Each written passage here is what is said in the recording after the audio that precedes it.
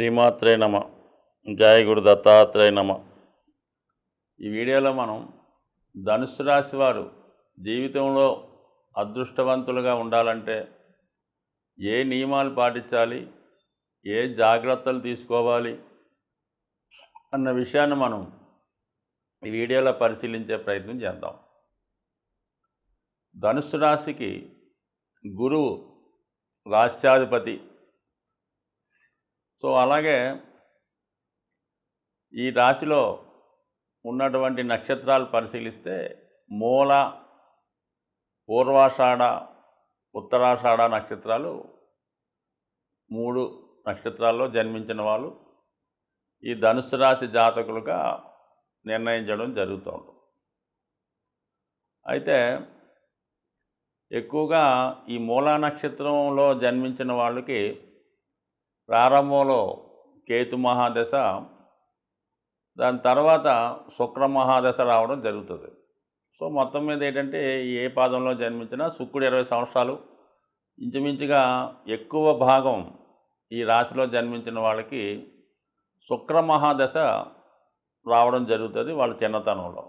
So ఆ కారణం వల్ల ఎవరికన్నా ఆ కుటుంబంలో చిన్నపిల్లలకి అంటే పుట్టిన తర్వాత శుక్ర మహాదశ వస్తే ఆ కుటుంబంలో పెద్దలకి కొంత మనీ రొటేషన్ పెరిగి కొంత లైఫ్ కూడా చాలా సక్సెస్ఫుల్గా మంచి గౌరవప్రదంగా జీవించడం జరుగుతుంటుంది. ఈ పిల్లవాడికి కూడా ఎక్కువ సకల సౌకర్యాలు కలగడం వల్ల మరి బాల్యం కొంత అంత సక్సెస్ఫుల్గా నడదు. అంటే ఆర్థిక పరంగా బాగుంటుంది, అడిగినవన్నీ ఇస్తూ ఉంటారు, మంచి స్కూల్లో చదివిస్తూ ఉంటారు, మంచి వాహన యోగం ఉంటుంది. ఈ కారణం వల్ల ఏంటంటే కొద్దిగా బాల్యం డిస్టర్బ్ అవ్వటం వల్ల సరైనటువంటి ఎడ్యుకేషను బాల్యంలో చాలామందికి ఉండదు. అంటే తెలివితేటలు ఉన్నప్పటికి కూడా దాన్ని నెగ్లెక్ట్ చేయడం వల్ల ఈ విధంగా జరుగుతుంటుంది. సహజంగా ఈ ధనుస్సు రాశి వారికి మెయిన్ మైనస్ పిల్లవాళ్ళ దగ్గర నుంచి పెద్దవాళ్ళ వరకు ఒకటే ఏంటంటే ఎప్పుడూ కూడా వాళ్ళు ఎప్పుడు పని అప్పుడు పూర్తి చేయరు. ఎప్పుడూ కూడా తర్వాత చేద్దామని ఆ పని చివరి నిమిషం దాకా కూడా వాయిదేస్తుంటారు. ఆ చివరి నిమిషంలో ఆదరాబాదరాగా ఆ పని పూర్తి చేయడం జరుగుతూ ఉంటుంది. కొంతమంది చివరి నిమిషం దాకా ఎదురు చూసి అప్పుడు చేద్దాంలే అనుకుంటుంటారు. తీరా ఆ టైం దగ్గర పడినప్పుడు ఇంకా తర్వాత నెక్స్ట్ ఇయర్ ప్రయత్నం చేద్దాంలే, ఇంక ఈ సంవత్సరం వదిలేద్దాం అన్న విధంగా ఈ రాశివారు చేస్తూ ఉంటారు. ఏదైనా ఉదాహరణకి ఏదో ఈ కాంపిటేటివ్ ఎగ్జామ్స్కి ఏదో బ్యాంక్ ఎగ్జామ్స్కి ఓ డేట్ వచ్చింది అనుకుంటాం. ఆ డేట్ దాకా వెయిట్ చేసి ఆ చివరి రోజు కొంతమంది సబ్మిట్ చేస్తారు, అందులో సగం మంది తర్వాత చూసుకుందామని మానేస్తూ ఉంటారు అన్నమాట. ఈ బలహీనత వల్లే చాలామంది చాలా అవకాశాలు కోల్పోవడం జరుగుతుంటుంది. కాబట్టి వీళ్ళ జీవితంలో ముందుగా చేయవలసింది ఏంటంటే పోస్ట్పోన్ మెంటాలిటీ తగ్గించుకోవడం, ఎప్పటి పని అప్పుడు పూర్తి చేసుకుంటే నెంబర్ 1గా రాణించగలుగుతూ ఉంటారు. సో అలాగే వీళ్ళకి ఎక్కువ ఈ శుక్ర మహాదశలో జీవితం నడటం వల్ల ఏమవుద్దంటే వీళ్ళకి ఆ శుక్రుడు ఈ రాశి వారికి మరి షష్ఠ లాభాధిపతి అవటం వల్ల ఏంటంటే చాలా వరకు ఈ గురువుకి అంటే ఈ ధనుసు రాశి గురువుకి ఈ శుక్రుడికి వ్యక్తిగతంగా మిత్రత్వం లేకపోవడం వల్ల చాలా వరకు ఇది కలలేకపోతుంటుంది. దాని తర్వాత ఏమవుద్దంటే ఇది 27 సంవత్సరాలు 20 సంవత్సరాలు ఇంచుమించు రవిదశ, దాన్ని బట్టి 27, 28 వరకు జరిగి దాని తర్వాత చంద్రమహాదశ వస్తుంది వీళ్ళకి. అంటే ఇంచుమించుగా వివాహ టైం నాటికి ఈ చంద్రమహాదశ రావడం జరుగుతూ ఉంటుంది. సో ఈ చంద్రుడు ఈ రాశి వారికి అష్టమాధిపతి అవటం వల్ల ఇంచుమించుగా ఒక 10 సంవత్సరాల పాటు వీళ్ళు చాలా ఇబ్బంది పడడం జరుగుతుంటుంది వివాహం అయిన తర్వాత. అంటే ఇంచుమించుగా ఆ ఏజ్ ఆ టైంలో వస్తుంటుంది కాబట్టి ఆ విధంగా వీళ్ళు ఎక్కువగా 30 నుంచి 40 సంవత్సరాల మధ్యలో ఈ అష్టమ రాష్ట్రాధిపతి అయినటువంటి శని మహాదశ రావడం వల్ల ఈ ఉద్యోగంలో అప్పుడు మార్పు రావడం, వ్యాపారం చేస్తున్న వారికి అనుకోని ఇబ్బందులు, అదే టైంలో ఉన్న ప్రాంతంలో ఇమడలేక వేరే ప్లేస్లోకి మారడం. అంటే చంద్రుడు ప్రయాణానికి కారకుడు, మార్పు కారకుడు, పైపెచ్చి అష్టమాధిపతి కూడా అవడం వల్ల ఈ విధమైన అనేక చికాకులు వీళ్ళు ఈ మిడిల్ ఆఫ్ ది లైఫ్లో 30 నుంచి 40 సంవత్సరాల వయసులో ఆ దశను బట్టి ఇబ్బంది పడుతూ ఉంటారు. ఇంకా మనం టెక్నికల్గా కూడా ఆలోచించిన ఏమవుద్దంటే వీళ్ళకి ఈ రాష్ట్రాధిపతి గురువు, ఈ జూపిటర్ అన్నమాట, అంటే బృహస్పతి. ఈ బృహస్పతి భార్య తార, ఇంకో తార. ఆ తారకి చంద్రుడు ఇబ్బంది అవ్వటం వల్ల ఆ చంద్రదశ ఈ ధనుసు రాశి వారికి చాలా ఇబ్బంది పెడుతుంటారు. వాళ్ళకి పుట్టినవాడు బుధుడు, అంటే బాధకుడు, అంటే వేరే వాళ్ళు పుట్టాడు కాబట్టి ఆ బాధకుడు అవ్వడం వల్ల ఈ బుధ మహాదశ కూడా ఈ రాశి వారికి ఇబ్బంది పెడుతూ ఉంటుంది. సో అందువల్ల ఏంటంటే వీళ్ళకి ఈ సప్తమ స్థానాధిపతి బుధుడు, దశమ స్థానాధిపతి బుధుడు అవ్వటం వల్ల ఈ రెండు విషయాల్లో కూడా వీళ్ళకి ఎక్కువ ఇబ్బంది కలుగుతూ ఉంటుంది అన్నమాట. చాలామంది మోస్ట్ ఆఫ్ ది ధనుసు పీపుల్ వారికి ఈ ఉద్యోగపరంగా స్టెబిలిటీ లేకపోవడం, ఏదో అయిన ఇబ్బందులు, అర్హత తగిన ఉద్యోగం లేకపోవడం జరుగుతుంటుంది. అలాగే వివాహ విషయంలో కూడా ఎప్పుడు వీళ్ళు స్థాయికి తగిన భార్య రాకపోవడం వల్ల, అంటే గురువు అత్యంత మేధావి రాష్ట్రాధిపతి, సప్తమేమో మిథున రాశి, దానికి బుధుడు అధిపతి. ఆ బుధుడు ఏమో మరి ఒక విధంగా గురువుతో పోల్చుకుంటే వీక్ ప్లానెట్, అంటే గురువు దగ్గర నేర్చుకోవాల్సిందే తప్ప బుధుడి దగ్గర నేర్చుకోవాల్సింది గురువే ఉండదు. కాబట్టి ఈ విధంగా భార్యాభర్తల మధ్య అన్యోన్యత లేకపోవడం, కొన్ని సందర్భాల్లో ఇద్దరికి పడకపోవడం జరుగుతూ ఉంటుంది. అలాగే ఉద్యోగపరమైన ఇబ్బంది, ఈ రెండు ఇబ్బందులు ఖచ్చితంగా వీళ్ళు జాగ్రత్త వహించాలి. ఇంకోటి ఏంటంటే సహజ రాశి చక్రంలో ఈ కన్యా రాశి 6వ రాశి, ఇది వీళ్ళకి దశమ రాశి అవ్వడం, వీళ్ళు కంపల్సరిగా ఎంత వనరులున్నా ఎంత మేధస్సు ఉన్నా కూడా ఉద్యోగమే రాణిస్తారు తప్ప వీళ్ళకి వ్యాపారం అన్నది ఎట్టి పరిస్థితిలో కూడా కలిసి రాదు. కాబట్టి ధనుసు రాశి జాతకులు ఎప్పుడూ కూడా ఉద్యోగమే చేసుకోవాలి. అలాగే వివాహ విషయంలో కాంప్రమైజ్ ద్వారంలోనే వెళ్ళాలి. ఏమాత్రం ఆధిపత్యం వహిద్దామన్నా, ఏమాత్రం ఇబ్బంది పడినా వివాహ జీవితం ఇబ్బంది వేసే అవకాశం ఉంది. పైపెచ్చి అది దిశోభావ రాశి అవుతుంటుంది, సప్తమ భావం ఇది మిథున రాశి.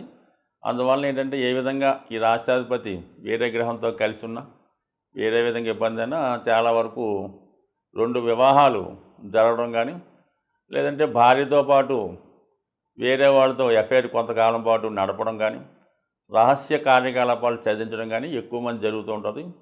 ఎవరైతే ఈ విధంగా ప్యారలల్గా వివాహ జీవితాన్ని ఇంకో వాళ్ళతో, అంటే ఏదో రెండో భార్య అనొచ్చు, లేదంటే లవర్ అనొచ్చు, ఇంకోటి అవ్వచ్చు, ఖచ్చితంగా వాళ్ళు మాత్రం ఎక్కువ శాతం ఇబ్బంది పడుతూ ఉంటారు. ఆ కారణం ఏంటో అది ఆ జోలికి వెళ్లకుండా మరి ఎక్కువగా, అంటే ఈ రెండు విషయాల్లో కూడా వివాహ విషయంలోనూ ఉద్యోగ విషయంలో కూడా కాంప్రమైజ్ ధోరణిలోనే వెళ్ళాలి.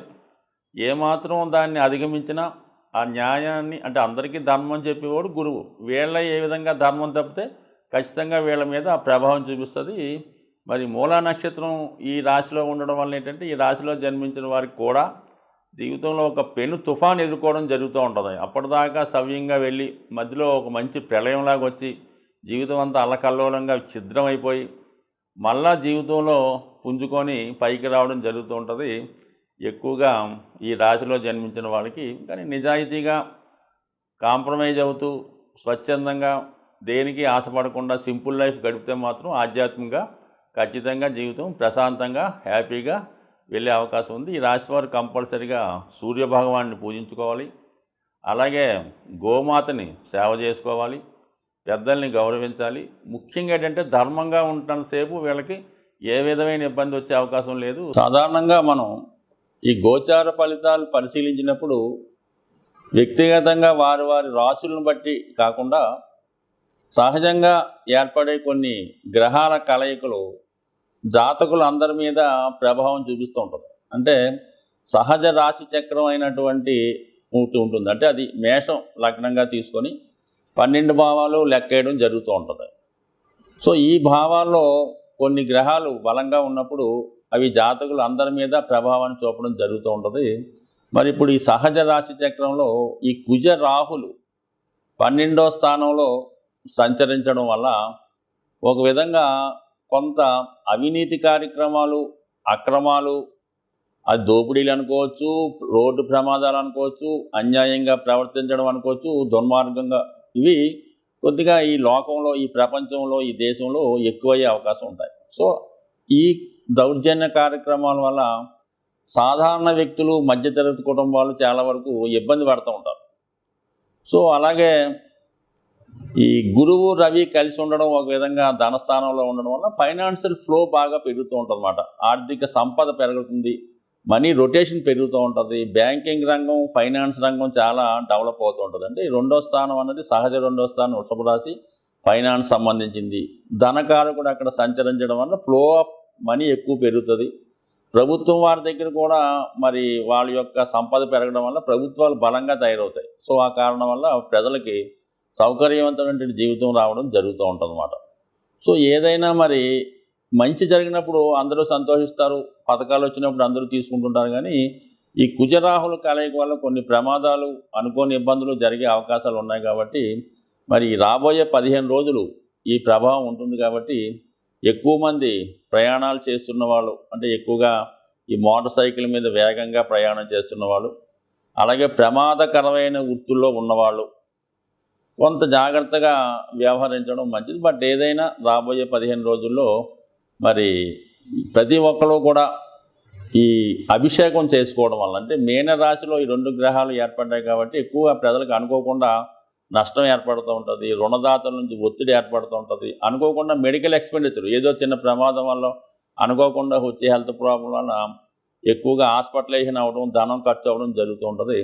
అంటే ఈ ధనం ఖర్చు అవ్వడం కంటే మనకి ఎక్కువ మోసం రూపంలో పోతుంటుంది. ఏదో చిన్న హెల్త్ ప్రాబ్లం ఉంటుంది, దాన్ని ఏదో పెద్దగా చెప్పి ఒక 1000 రూపాయలతో పోయేదానికి ఒక 10,000, 1,00,000 రూపాయలు కూడా ఖర్చు పెట్టించవచ్చు. ఇటువంటి వాటి నుంచి తప్పించుకునే ప్రయత్నంలో మరి ఎక్కువగా ఈ రాహువుకి కుజుడు జలతత్వంలో కలిసి ఉండడం వల్ల మీరు లక్ష్మీ నరసింహస్వామి దేవస్థానం మనకి యాదగిరి గుట్ట, అలాగే మంగళగిరి, మరి అలాగే సింహాచలం వంటి ఈ లక్ష్మీ నరసింహస్వామి దేవస్థానంలో లోకల్గా ఉన్నటువంటి టెంపుల్ ఏమన్నా ఉంటే అటువంటి టెంపుల్లో విధి విధానంగా మరి స్వామికి పానకంతో అభిషేకం చేయడం వల్ల కానీ, లేదంటే పానకం నైవేద్యంగా పెట్టడం వల్ల, ఇవన్నీ కుదరని వాళ్ళు ఇంటి దగ్గరే మరి లక్ష్మీ నరసింహస్వామికి పానకాన్ని నైవేద్యంగా పెట్టడం వల్ల ఇటువంటి విపత్తుల నుంచి తప్పుకునే అవకాశం ఉంటుంది. స్వస్తి.